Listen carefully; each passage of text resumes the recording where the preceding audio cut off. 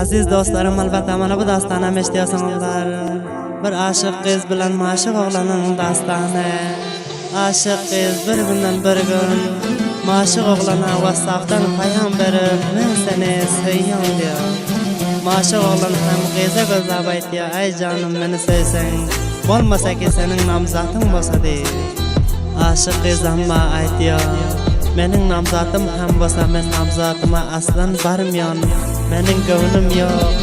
Zinda ham bolsam sizin bilan, murda ham bolsam sizin bilan" deb oğlana razı etiyor.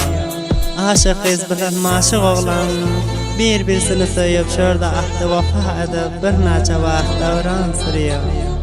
Amma bir günden bir gün aşık kız maşuq oğlana gözlab aytıyor, "Ay canım, ay asalim, taqdiri ilahi bolman. Hop, men sana barib bilmeyecek yanim" deyip sözlüyor. Maşuq oğlan bu haber eshitib, dünya dar bolup, gözü geriyan bolup, halı perişan bolup, kıza gözlab aytıyor, "Ay canım, sen nima diyorsun? Yoki meni qiynıyorsunmu, yoki siyniyorsunmu" diyor. Aşık kız maşuq oğlana gözlab aytıyor, "Qiynam ham yo'q, siynam ham yo'q. İkimizin ham qismatimiz shunakana, bizlar ayrı düşmeli boldik" diyor. Maşuq oğlan bu haber eshitib, gece gündüz xona giryan ağlab, "Ay Xudoyjon, ay Xudoyjon, yoki men nodarmikan, yoki nodonmikan, yoki javonligim kammikan" deb ko'p holi perişan bo'lgan.